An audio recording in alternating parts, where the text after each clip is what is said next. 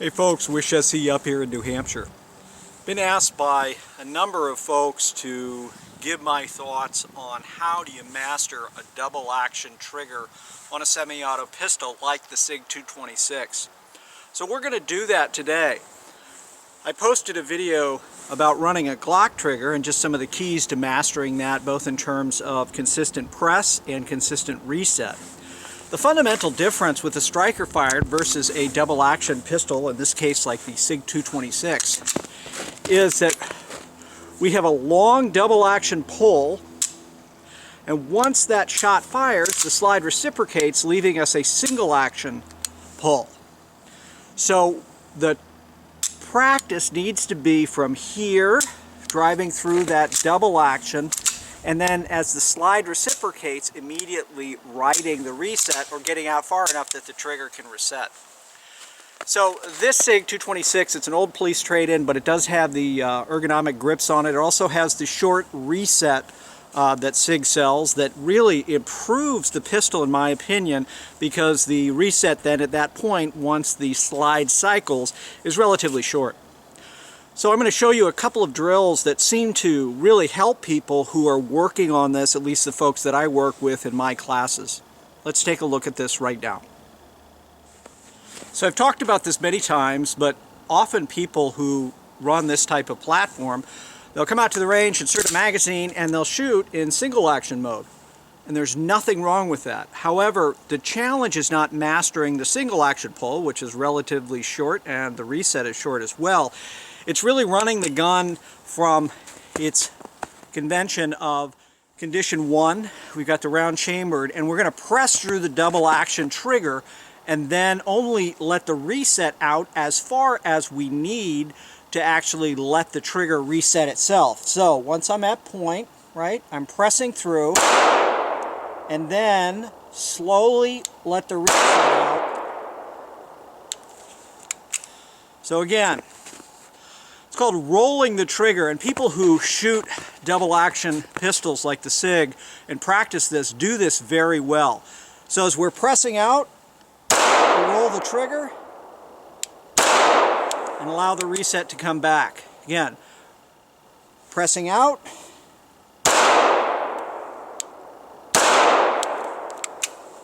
so what that's training my finger to do is know where, after I press through the double action pull, cock the hammer, fire it around, and then the hammer is cocked again as the slide reciprocates.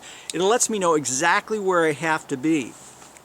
So if I were working on really mastering this pistol, this is what I would do again and again and again. Drive out, press through, roll the trigger back. Right? So let's take a look at that from a different angle.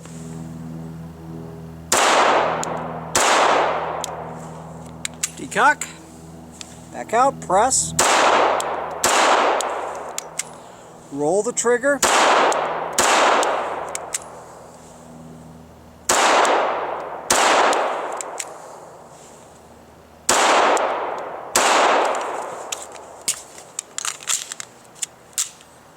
so again, we've got our sights aligned, we're pressing the trigger straight back along the axis of the bore. When the shot breaks, we're releasing it from the trigger. That's all there is to it. We come back down to a ready position, right? We decock the gun. So, again, press out, acquire the front sight, roll our trigger straight back, slowly let out the trigger, press the shot again. That's all there is to it. The way that you master this is simply having the discipline to spend a couple of magazines going through this process, right? So that means I've got to be willing to take the time to come out, fire a round. As I fire the round, ride the reset, fire again. I can also just practice the double action trigger, press, prep the trigger, but don't fire. So again, high ready, drive out, roll the trigger back. Pretty straight ahead. Works.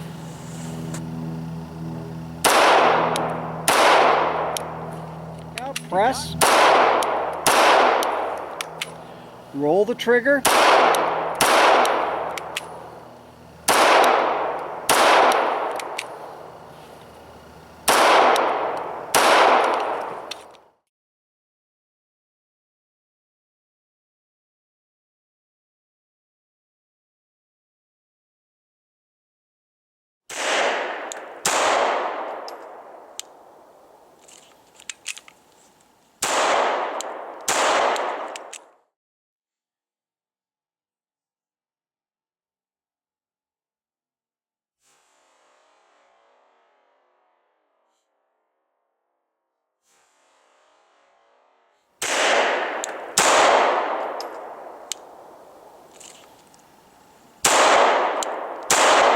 I have a 2-inch circle out here that I'm going to use as my aiming point.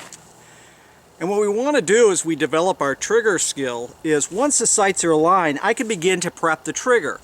So if I've got a high ready and I drive my gun forward, from here I can go ahead and begin to prep the trigger if that's what I want to do. So here, as I'm coming out, I fire a shot, my holster, I come up, pick up the front sight, drive, decock the gun, again, up, driving toward the target.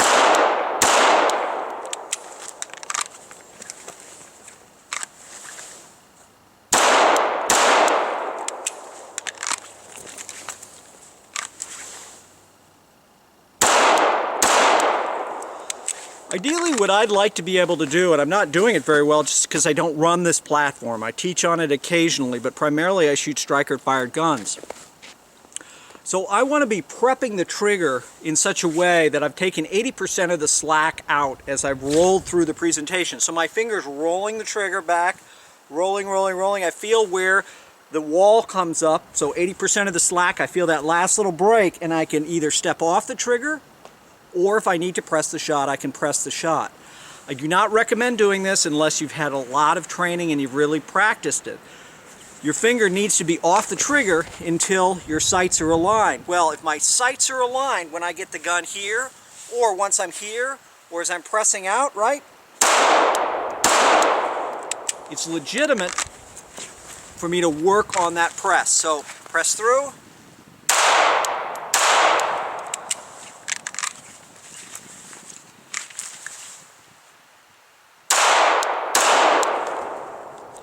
Decock.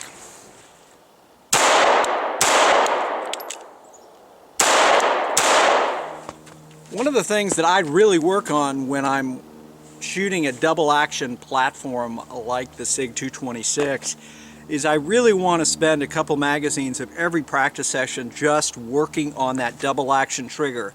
So present out, drive through, when fully extended, the shot breaks. Decock, do it again. Full out, extension, shot breaks.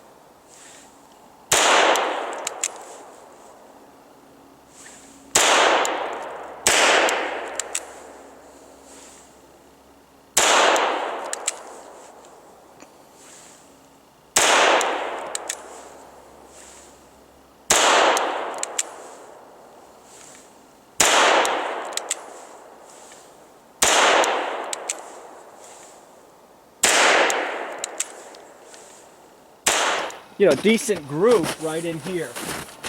So our group right in here is about where we are. You can see I'm pretty consistent with my groups, a little bit to the left of point of aim. I could easily fix that by adjusting the windage on the sight. But they're right in here, and that's what we want. So 15 rounds or so, double action, presentations one at a time.